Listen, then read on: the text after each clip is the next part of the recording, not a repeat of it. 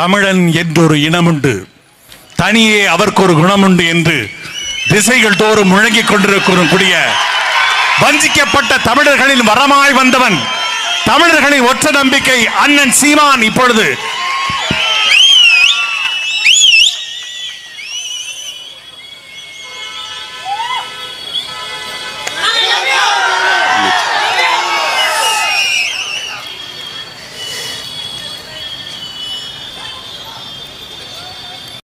தமிழர்கள் நாம் தமிழர் கட்சியினுடைய சுற்றுச்சூழல் பாசறை நடத்துகிற உணர்வு எழுச்சி மிக்க இந்த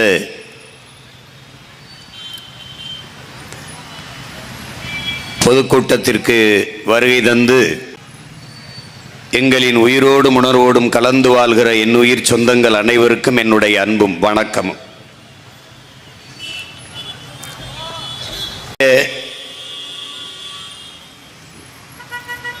கொடுந்துயரம் என்பதை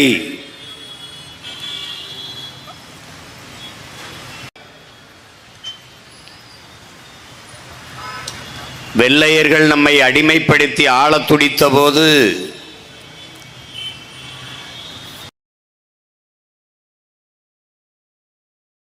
ஒரு பிடி மண்ணை கூட உன்னை தொடவிட மாட்டேன் என்று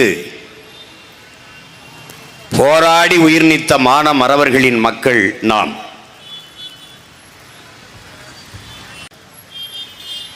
உயிரினும் மேலானது நமது உரிமை,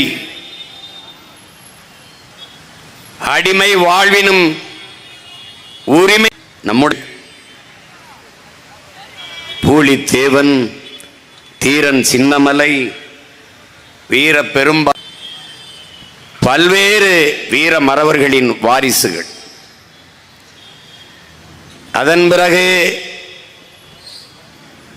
தெய்வ திருமகன் முத்துராமலிங்க தேவர், தாத்தா பெருந்தலைவர் காமராஜர், கக்கன், சிங்கார வேலர், சிவானந்தம் போன்ற பெருமக்கள் எல்லாம் இந்த நிலம் வேலித மறவர்கள்.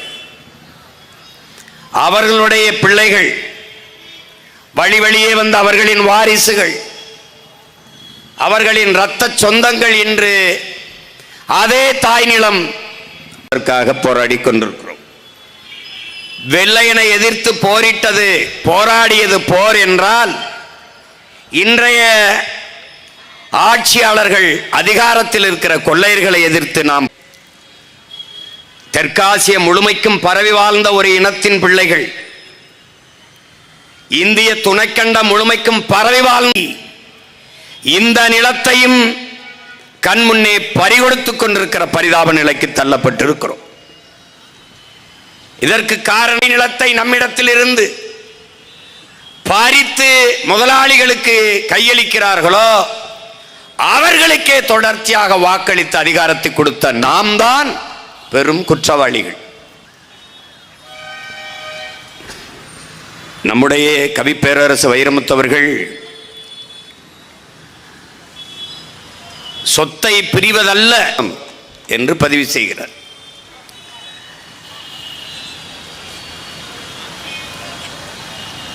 நம்முடைய ஈழத்து பாவேந்தன், மக்களே, உங்கள் தாய் நிலத்தை நீங்கள் பேரன்பு கொண்டு காதலியுங்கள்.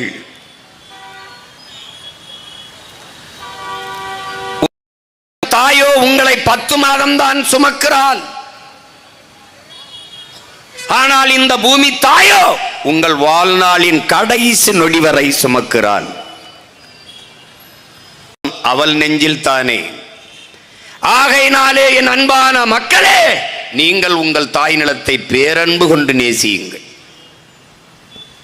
ஏனென்றால் நிலத்தை காதலியுங்கள்.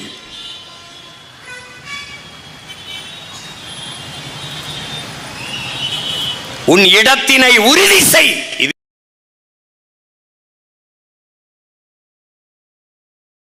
உன் இனத்தை முன்னிறுத்து. இருக்க இடமற்றவன் அனைத்துலகம் பேச அருகதையற்றவன். நீ நிற்கவே இடமில்லை, நீ நிற்பதே உன் இடமில்லை என்றால் நிர்வாண உடலும் உலகில் அவமானகரமானது என்கிறார். அப்படி தாய் நிலத்திலேயே வாழ்விடத்தை இழந்து அகதியாக்கப்பட்டுக் கொண்டிருக்கிறோம். இதை நாட்டுக்கானவர்கள் என்பதை அறிவார்ந்த தமிழ் சமூக மக்கள் புரிந்து கொள்ள வேண்டும். நாங்கள் உங்களின் வாக்குக்கானவர்கள் அல்ல, வருங்கால தலைமுறை பிள்ளைகளின் தமிழ் சொந்தங்கள் புரிந்து கொள்ள வேண்டும். இங்கே வளர்ச்சி என்ற சொல், வேலை வாய்ப்பு என்ற சொல், எது வளர்ச்சி என்று கேட்டால் எவரிடத்திலும் இருந்து பதில் வர. என்னரும் தமிழ் சொந்தங்களே, என்னிலும் இளைய என்னுயிர் தம்பி தங்கைகளே, இந்த நாடு தனிப்பெரும் முதலாளிகளின் வளர்ச்சியை இங்கே வளர்ச்சி வளர்ச்சி இதை நுட்பமாக கவனிக்கணும். வளர்ச்சியை நோக்கி ஒரு நாடு போகிறது அப்படின்றால், ஒரு முயற்சிக்கிறது என்றால் அது வளர்ச்சியை நோக்கிய பயணம். உயிர்காக்கும் மருத்துவம் பிரதம அமைச்சருக்கு என்ன மருத்துவமோ அது கடைகோடி மனிதனுக்கும் கிடைக்கும் என்ற நிலையை உருவாக்குவது அது வளர்ச்சி. சார்ந்த என் தம்பி தங்கைகள் கேள்வி எழுப்பி பார்க்க வேண்டும். தண்ணீரை கொடுக்க முடியாது தனியார் முதலாளி, அப்பலோ கின்லே அக்கோஃபனா அந்த முதலாளி தான் கொடுப்பான், சரியாக அல்லுவார். அறிவார்ந்த என் தம்பி தங்கைகளே, ஒரு கிலோ குப்பையை அல்ல 12 ரூபாய். ஒரு கிலோ குப்பை அல்றதுக்கு 12 ரூபா. அவன் எழுதி ஒரு கக்குச கல்லுவ. இவங்க அந்த கக்குசிலே பூட்டி வச்சு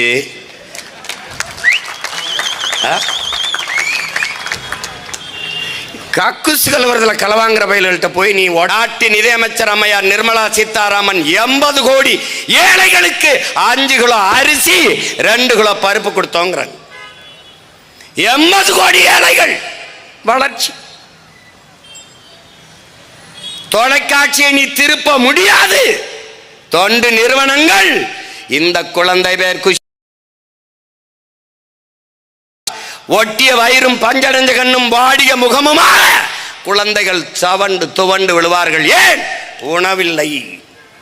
சில்ட்ரன்ஸ் வெல்ஃபேர் ஃபண்ட் என்று, குழந்தைகள் நல நிதி என்று பல ஆயிரம் கோடியை இந்த உணவு சாப்பிட உங்கள் வருமானத்திலிருந்து ஒரு 500 ரூபாயை கொடுத்து உதவுங்கள் என்று தனியார் தொண்டு நிறுவனங்கள் கையேந்துறது என்றால் அரசு என்ன செய்து கொண்டிருக்கிறது? அவர்களுக்கே உணவில்லை என்றால் எது வளர்ச்சி? எது வளர்ச்சி? வளர்ச்சி என்றால் எது?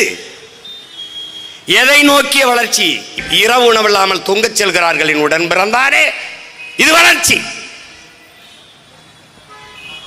பசியோடு என் நாட்டு குடிகள் படுக்கச் செல்ல மாட்டார்கள். பசியோடு என் தேசத்தின் பிள்ளைகள் பச்சிளம் குழந்தைகள் படுக்கச் செல்ல மாட்டார்கள் என்ற உறுதியை இந்த ஆட்சியாளர்கள் தர முடியுமா? தந்து இருக்கார்களா? பிறகு எது வளர்ச்சி? எது வளர்ச்சி? விரைந்து செல்ல சாலை 4 வழி 8 வழி, அதிலே பயணிக்க 1.5 கோடி 2 கோடி 80 லட்சம் 90 லட்சத்திற்கு மகிழ் உந்துகள் கார், மலையை நொறுக்கி மாளிகை, மலையை கற்களாக்கி சாலை ரோடு, விரைந்து செல்ல விரைந்து செல்ல. சாலையிலே போகும்போது பளபளக்கும் கண்ணாடிகளிலே உயர்ந்த மாளிகைகள், அந்த கட்டடத்திற்கு பின்னே பாவப்பட்ட மக்கள் பட்டினியும் பசியுமாக ஒட்டிய வயிறும் கிழிஞ்ச துணியும் பஞ்சரஞ்ச தலையுமாக பல கோடிக்கணக்கான மக்கள். ஏறும்போது இவர்கள் சொன்ன காரணம் என்ன? விரைந்து சேலத்திலிருந்து சென்னைக்கு சீக்கிரம் சென்னைக்கு போயிடலாம்.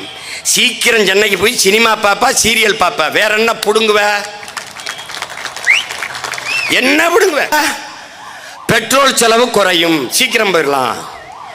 கார்ல போறவனை பற்றியே கவலைப்படுகிற என் நாடு,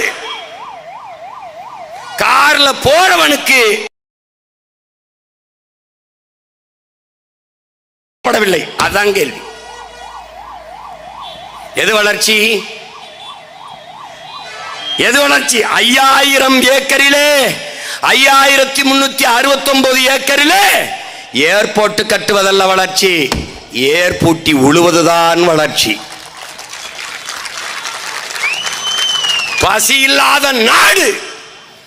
அடிமை இந்தியாவிலே இளைய புரட்சியாளன் பகத்சிங் முன்வைத்த முழக்கம், பாலுக்கு அழாத குழந்தை, கல்விக்கு ஏங்காத மாணவன், வேலைக்கு அலையாத இளைஞன், இதுதான் என் கனவு இந்தியா.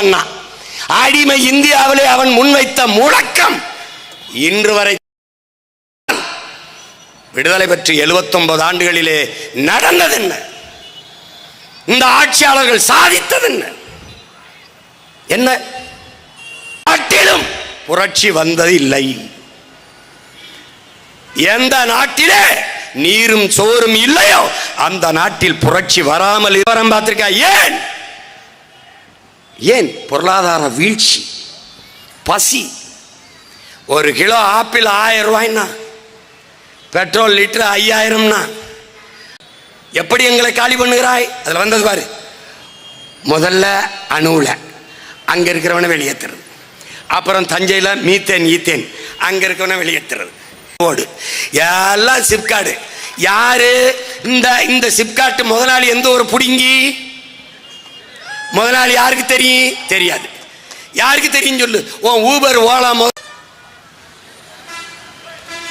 2000 ஏக்கர் 3000 ஏக்கர் 4000 ஏக்கர் என்று விளைநிலங்களை பறித்து கொண்டு வாழ்விடத்தில் இருந்து வெளியேற்றி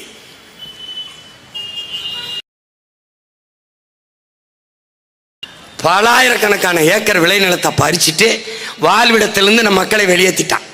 வீட்டுக்கு ஒருத்தனுக்கு வேலை தரம்னா ஒருத்தனுக்கு வேலை கொடுக்கல. நெய்வேலி பழுப்பு நிலக்கரி மின்சார நிறுவனம், ஒருத்தன் கூட அதுல தமிழன் இல்லை. உன்னால் நம்ப முடியாத நிலம் என்னது, வளம் என்னது, தமிழனுக்கு எதிரானது.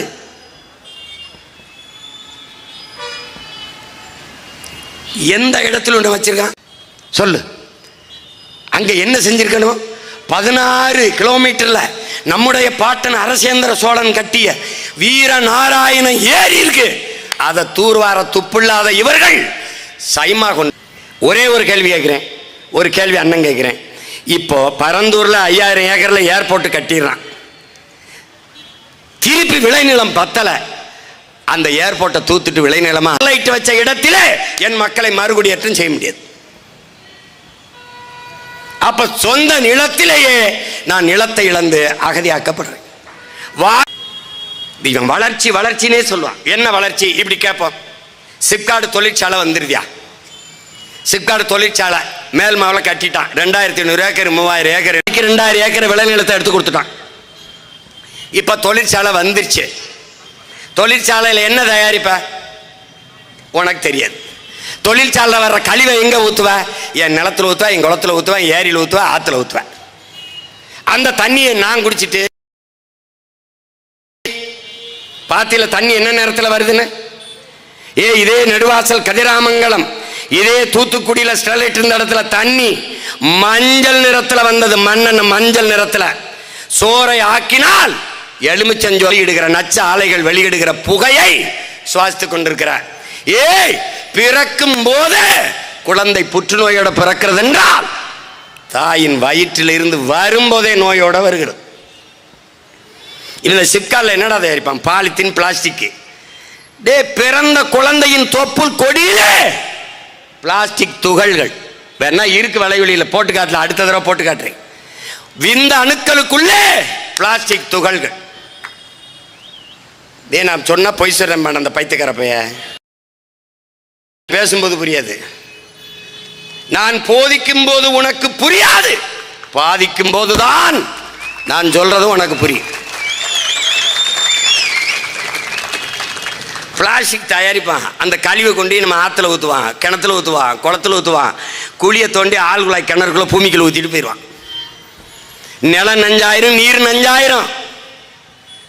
இந்த ஆழை கழிவு பாலாறு தண்ணி, காவிரி தண்ணி திறக்கும் போதெல்லாம் தண்ணி வருதா, நுரை வருதா? இங்க இருக்கிற அமைச்சர்கிட்ட கேட்கறதுக்கு மக்கள் நிறைய சோப் போட்டு குளிச்சு விடுறாங்கன்ட்டான். இந்த மாதிரி அறிவாளிகளுக்கு ஓட்டு போட்ட கூட்டமே தேடி பார்த்து ஓட்டு போடுறீங்கள நீங்க இவங்கள எப்படி?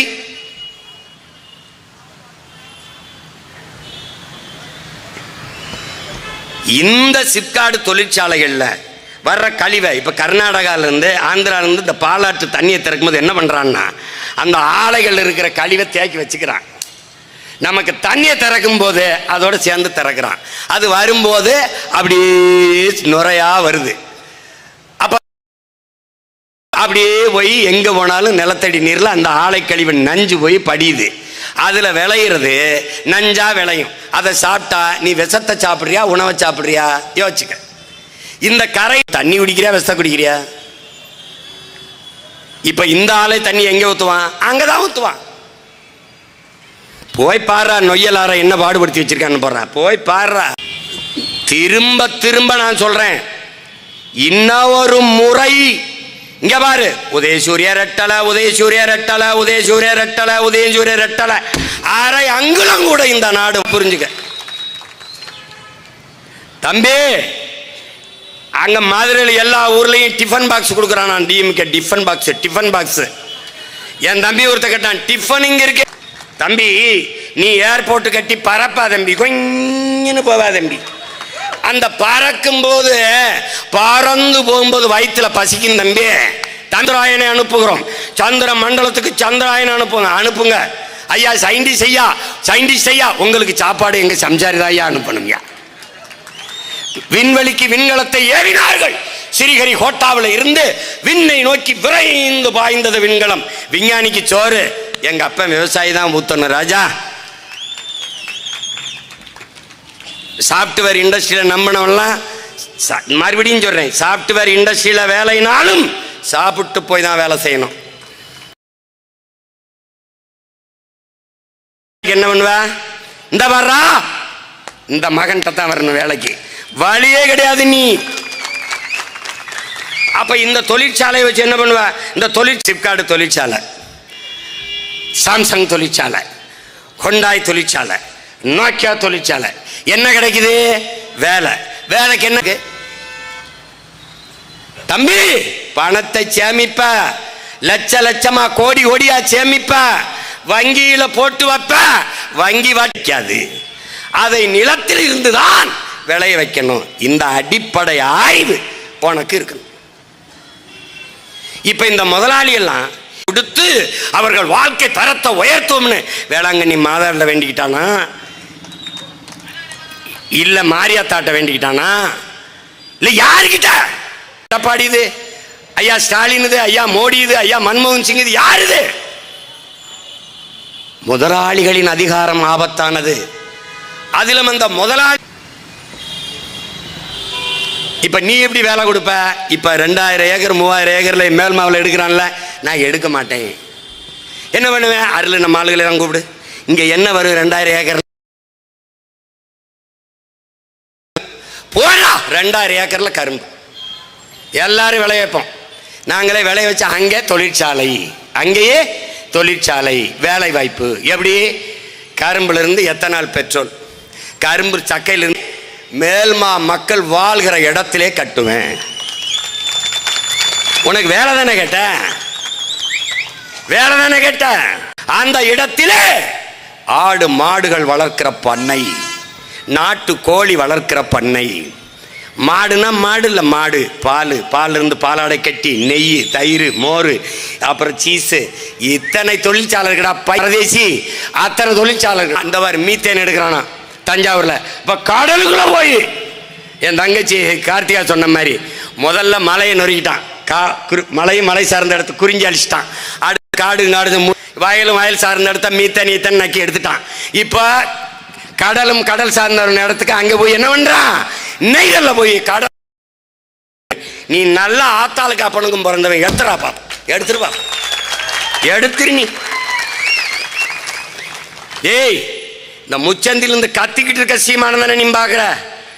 இந்த இங்க பாரு, 36 லட்சம் 2 மடங்காங்கி 72 லட்சமா ஆச்சு. நீ செத்தாயிடா, நீ செத்தா. நீ நகரவே முடியாது. என்னை கேட்காம நீ கால் எடுத்துக்க முடியாது. நீ கையெழுத்து போடலாமான்னு என்னை பார்க்கணும். அந்த நிலையை நான் உருவாக்குவேன். அதுக்கு தேவை வேலை செஞ்சுக்கிட்டு இருக்கேன். என் மக்களுக்கு ஒன்னே ஒன்று தான்டா, கடைசியா கற்பனை சாமி என்னை காப்பாத்துன்னு. பிரபாகர்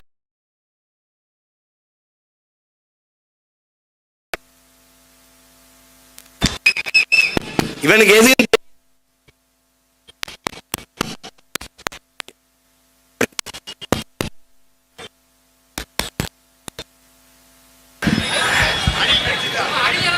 அனிலா, அது பாவம், அது பாவம்.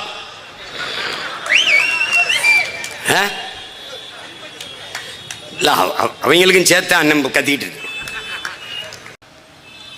இப்ப என்னோட நெய்வேலி பழுப்பு நிலக்கரிய மூடு, காற்றாலைக்கு வா, சூரிய ஒளிக்கு வா, சூழியலுக்கு எந்த கேடும் இல்ல. அதுக்கு விளைநிலத்தை பேருந்து நிலையமா போடு, எல்லா இடத்திலையும் போடு. எந்த கட்டடம் புதுசா கட்டினாலும் மேலே சூரிய ஒளி சூரிய ஒளி தகடை பொறுத்தினால்தான் உரிமம் தருவம்னு கூடு. எல்லாம் சரியாயிரும், ஜர ஜர ஜர ஜரன்னு போட்டுருவான். அரசை ஆக்கிரமித்து எடுத்து கொடுக்கு. நிலம் கையகப்படுத்துகிற சட்டம் பேராபத்தானது. தம்பி அருள் சொன்னான் பாரு, நிலத்தை எடுக்கும் போது போராடுற உரிமை உனக்கு உண்டு, அதை கேட்கறதா கேட்க வேணாம்ங்கிற உரிமை அரசுக்கே உண்டு. இது எப்படிப்பட்ட தீர்ப்பு? இந்த மாதிரி எல்லாம் இவங்களால தான் சிந்திக்க முடியும். ஈழத்தில் நடந்த போருக்கு விசாரணை கொடுத்துக்கலாம். எப்படி கொலை பண்ண நான் அதை விசாரிச்சு நீதினா அப்படி ஒரு கொலையை நடக்கலைன்ட்டு போயிடும்ல, அது மாதிரி தான் இது. இங்கே நக்கு தூக்குற அதிகாரங்கள், அவர்களுக்கு பரிவட்டம் கட்டுகிற அதிகாரங்கள், அவர்களுக்கு பணிவிடை செய்கிற அதிகாரங்கள், இந்த அதிகாரங்களை தூக்கி வீசாமல் இயற்கை துறைமுகம் அதிலே வேலை நடக்கல. 40 விழுக்காடு தான். எங்கேயும் சரக்கு கப்பல் வந்து தேங்கி நிக்கல, எங்கேயும் சரக்கு இறக்கி ஏற்ற முடியாம தேங்கி நிக்கல. பிறகுள்ள கொட்டணும். கட்டும்போது கடலின் நீர்மட்டம் உயரும். அந்த ஓரத்திலே இருக்கிற பவளப்பாறைகள், கடலுக்குள்ளே இருக்கிற காடு பவளப்பாறை, அரிதினும் அரிதான இயற்கையின் பயன்படுத்திக் கொள்ளும் இனப்பெருக்கத்துக்கு. அந்த பவளப்பாறை மேலே இவன் பல லட்சக்கணக்கான டன் கற்களை எங்கிருந்து எடுப்பான்? நம் பூமி தாயின் மாற அறுப்பா. கூறு போட்டு வித்தது போல என் கடலை கூறு போட்டு விற்கிறான். அந்த இடத்துக்கு அவன் நுழைய விட மாட்டான். தனியார் முதலாளிக்கு கப்பல் துறைமுகத்தை கொடுத்து விட்டால் அரசு செயல் இழக்கணும், அங்கே இழப்பு வரணும். அதானிக்கு லாபம் வரணும் என்றால் இந்த 2 துறைமுகத்தை மூடணும். இப்ப இந்த அரசு போக்குவரத்திற்குள்ள பருந்துல எல்லாம் தனியாருக்கு தாரைவா இருக்கிறான், தொடர் வண்டிய தாரைவா இருக்கிறான், விண்ணூர்தியை பூரா தாரை வார்த்து கொடுத்துட்டான். அதை போல நம்முடைய இயற்கை துறைமுகத்தை 2ஐயும் மூடிடுவான். அது தொடர்ச்சியா நீங்க கவனிச்சுக்கிட்டே வா. ஒவ்வொரு இடத்துலையும் நம்ம நுட்பமா வெளியேற்றுவான். ஆனால் என்ன சொல்லுவான்? வேலை வாய்ப்பு, வளர்ச்சி, இளைஞர்களுக்கு வேலை வாய்ப்பு, வளர்ச்சி. கிழிச்சா 12,800 பேர் 14,000 பேர் வேலைக்கு ஆசிரியர் தேர்வுக்கு எழுதிட்டு பணி நியமனத்துக்கு ஒரு பேர் பகுதி நேர ஆசிரியரா வீதியில் நிற்கிறான். எங்க கொடுத்த பலாயிரக்கணக்கில் குப்பை எழுகிற தூய்மை பொறி பணியாளர்கள் வீதியில் நின்று வேலை வாய்ப்பு யாருக்கு கொடுப்ப? இந்த முதலாளி யாரு? மேல்மாவில் சிப்காட் தொழிற்சாலை ஆரம்பிக்க போற முதலாளி யார்? இப்ப நம்ம கேட்போம். கோயம்பேடுல ஒரு பேருந்து நிலையம் இருக்குல்ல, இருந்தது. எந்த பேருந்துல வந்த பயணியாவது இங்க நெருக்கடிகள் அதிகம், எங்களுக்கு வசதி இல்லை, எண்ணெயில் மதுரையில இருந்து எங்க ஊர்ல இருந்து ராமேஸ்வரம், சிவகங்கை, மதுரையில இருந்து சென்னைக்கு வர 1,500 ரூபா. இந்த கிளாம்பாக்கத்துல இருந்து சென்னைக்குள்ள வர கிளாம்பாக்கத்துக்கு வர 1,500 ரூபா. யாரு? அவன் பரம்பரை சொத்தை வச்சுட்டு கட்டின பேருந்து நிலையம்ல. அவங்க சின்னத்தை வச்சு மக்கள் காசுல சின்னத்தை போட்டான். நீ என்னத்தை பார்த்த? எப்படி? யாரு கேட்டது? கோயம்பேடு பேருந்து நிலையம் தேவை.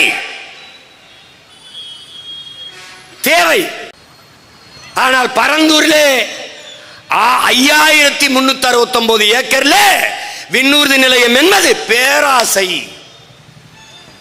எழுப்புகிற கேள்விக்கு நீ பதில் சொல்லணும். மீனம்பாக்கம் விண்ணூர்தி நிலையத்தில் இந்த நாட்டில் இருக்கிற எந்த தலைவனை விட அதிகமாக பறக்கிறது நான் தான். ஏன்? தினங்கூட்டம். மதுரைக்கு போவேன், கோயம்புத்தூருக்கு போவேன், திருச்சிக்கு போவேன், தூத்துக்குடி போவேன், போயிட்டே இருக்கேன். இவங்கெல்லாம் சொந்த விமானம்ல வச்சு போவான். ஆனால் நான் ஒரு தடவை இங்கே வசதி பத்தலை அப்படின்னு சொல்லலையே. இந்த நமக்கு இந்த விண்ணூர்தி நிலையத்தை பெருசாக கட்டு அப்படின்னு நான் சொல்லலையே. ஒரு கேள்வியை உங்களுக்கு எழுப்புறேன். கோயம்பேடு பேருந்து நிலையத்துக்கு இடத்த கொடுத்தது யாரு? மக்கள்.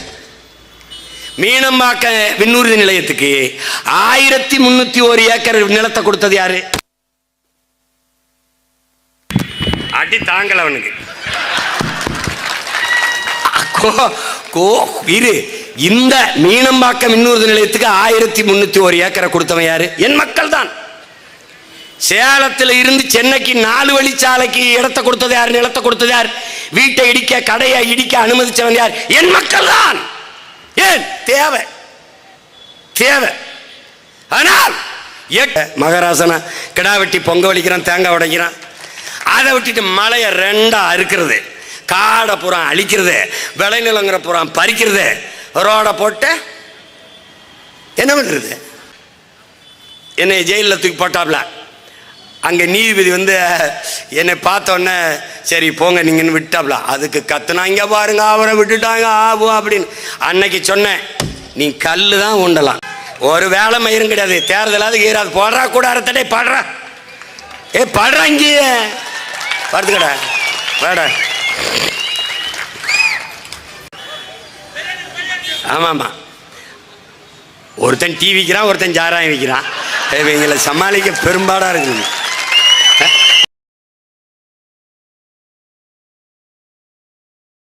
நுட்பமாக கவனிங்க. இங்கே பாருங்க, இப்படி தான் உங்களுக்கு சொல்லணும். இதில் எல்லாம் விளைநிலங்கள்லாம் எவ்வளோ பறிப்பதுன்னு சொல்லிட்டான் பாருங்க. 1301 ஏக்கரில் விண்ணூர்தி நிலையம் மீனம்பாக்கம் இருக்குது. அதில்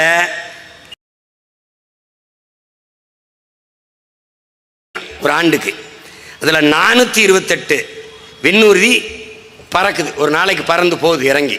இதில் எந்த இடையூறும் இல்லை. இப்போ என் தம்பிக்கு மாயின்னு சொன்ன மாதிரி அங்கேயே இடம் இருக்குது, விரிவாக்கம் இருக்குது. கோயம்புத்தூரை பண்ணியாச்சு எல்லாம். அதான் கொஞ்சம் கொஞ்சம் விரிவாக்கம் பண்ணாலே போதும். இங்கே 5000 ஏக்கரை பறிக்க வேண்டியதில்லை. அப்படியே நீ தனியாக பன்னாட்டுக்கு பறக்கணும்னா நீ சொல்லியிருக்கிய 1900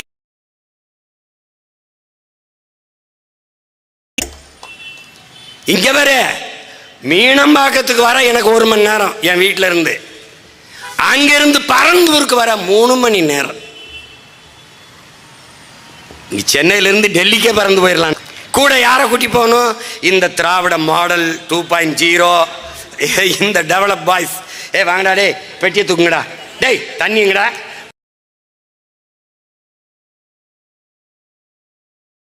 அங்கே நியூயார்க்கில் லாகுவார்டியாங்கிறதுல 680 ஏக்கரில் தான் ஏர்போர்ட்டு. 680 ஏக்கரில். இதை நல்லா கவனிங்க. சென்னையில் இருக்கிற வினிச்சி போய் இறங்குறான். 967 விண்ணூர்தி பறந்து இறங்கி போகுது. அவன் எந்த நெருக்கடியும் அவன் சொல்லலை. நிலத்தின் அருமை தெரியும். ஒவ்வொரு நாடும் பன்னாட்டு விண்ணூர்தி நிலையங்கள் மிக குறைந்த அளவில் இருக்குது.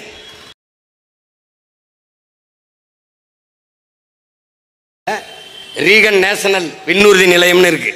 அதில் 861 ஏக்கரில் தான் அந்த விண்ணூர்தி நிலையம் இருக்கு. 860. அதில் 812 விமானங்கள் விண்ணூர்திகள் இறங்கி ஏறி பறந்துருது, ஒரு இடையூறும் இல்லை. ஜப்பானில் புகோ அங்கே 2,68,00,000 பேர் பயணிக்கிறான், எந்த இடையூறும் இல்லை. 500 விண்ணூர்தி வானூர்தி ஏறி இறங்கி பறந்துருது, ஒரு ஒன்றும் கிடையாதுங்க. ஆனால் விண்ணூர்தி நிலையம் பரந்தூரில் கட்டட்டும். 20,000 கோடி முதலீடுங்கிறாங்க. 26ல் 26ல் முடிப்பா, 26ல் தொடங்கி 28ல் முடிப்பேன்னு இருக்காங்க. சரி கட்டட்டும். ஆனால் அவர் 9:50க்கு வண்டினா அவர் 11 மணிக்கு எடுத்தா அவர் சொன்னதான் எஜமான் எடுக்கிறதான் நேரம், அவர் விதிக்கிறதான் கட்டணம். திடீர்னு 26,000 இரு வழக்கு தானே, சுருக்கமாக பேசிட்டு இறங்கி இருக்கணுமா இல்லையா? இவாடி பேசுங்க, படம் போட்டு காட்டுங்கடான்னா அவன் ரொம்ப நேரம் போடுறான், பாதி அந்த அவன் காட்டு மறைத்து போகிறான். இதெல்லாம் இல்லை, பேசிட்டு தான் வருவான். இருப்பா, இன்னும் செய்தி இருக்கு. அதனால் இப்போ என்னென்னா இதனால ஒரு ஆனார், நாங்கள் சுருக்கமாக சொல்லுகிறது ஆனார், ஏர்போர்ட்டு கட்டுறதை கைவிட்டுருங்க ஆனார். அரசுகள் கைவிடணும். நிலத்தின் அருமை தெரிந்த பிள்ளைகள், தாய் நிலத்தை இழந்து ஏதிலிகளான இனத்தின் மக்கள், சொந்த நிலத்தை இழந்தால் என்ன ஆகும் என்பதை அறிந்த இனத்தின் பிள்ளைகள் மட்டும். வளர்ச்சி என்பது எது வளர்ச்சி? ஏற்கனவே இருக்கிற விண்ணூர்தி நிலையத்தில் என்ன பிரச்சனைன்னு சொல்லுங்க.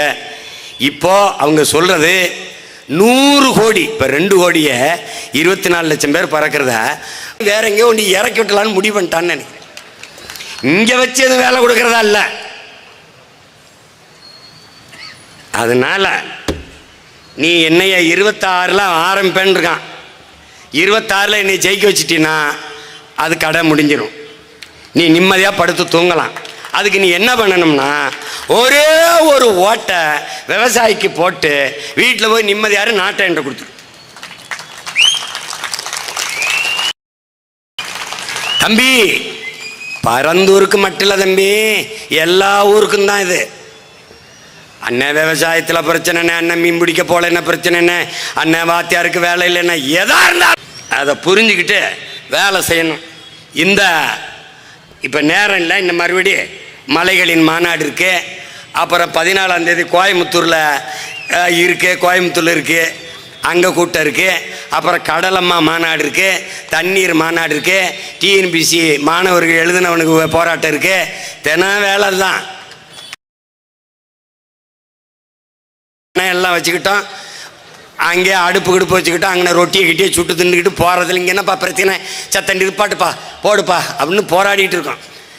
அது மாதிரி இப்போ என்னரும் சொந்தங்களே, கொஞ்சம் கொஞ்சமாக நம்ம விளை நிலங்களை வாழ்விடங்களை இழந்து தாய் நிலத்திலே அகதியாக்கப்பட்டு கொண்டிருக்கோம் என்கிற புரிதல் உங்களுக்கு வரணும். இறுதி மூச்சு வரை உழைத்த பேரறிஞர் பெருந்தகை, தமிழ் தேன் சொட்டு மொழியடா, தமிழ் தேன் சொட்டு மொழியடா, படித்தேன் உழைத்தேன் கொடு. முத்தமிழ் காவலர் தாத்தா கியாபே விஸ்வநாதன் அவருடைய அன்பு பேத்தி என் தங்கை வெற்றி செல்வி அவர்களை இந்த களத்தில், இந்த நிலத்தில் வேட்பாளராக உங்கள் மகன் நிறுத்துகிறேன். வெற்றி செல்வியாக ஆக்கி சட்டசபைக்குள் நுழைய வையுங்கள். உங்கள் பிரச்சனையை உங்கள் மகன் பேச வேண்டியதில்லை, உங்கள் மகள் என் தங்கை கியாபே விஸ்வநாதருக்கு தமிழ் தன்மானமிக்க தமிழ் மக்கள் செலுத்துகிற வெற்றி, அவர்களுக்கு காணிக்கையாக்குற வெற்றி என்பதை கவனத்தில் வையுங்கள். நாம் நிலத்தை இழந்தால் பலத்தை இழப்போம் என்பதை கவனத்தில் வைத்துக்கொண்டு, இது ஒரு சின்ன ஒரு தொடக்கம்தான். தேர்தல் களம் இருக்கிறது, தினம் பல்வேறு மேடைகள் இருக்கிறது. ஒவ்வொரு நாளும் இந்த கருத்தை எடுத்து வைத்து நாம் இதை வலிமை மிக்க ஒரு சிக்கலாக, பெரிய பிரச்சனையாக கொண்டு போய் அதிகாரத்தின் கவனத்துக்கு கொண்டு செல்வோம். அப்படி இல்லை என்றால் டங்ஸ்டன் தொழிற்சாலையை கைவிட்டது போல பரந்தூர் நிலையத்தை கைவிடும் வரை உங்கள் மகன் களத்திலே நிற்பேன் என்கிற உறுதியை வெற்றி வேட்பாளர் என் அன்பு தங்கை வெற்றி செல்வி, நம்முடைய சின்னம் விவசாயி. நன்றி, வணக்கம். நாம் தமிழர்.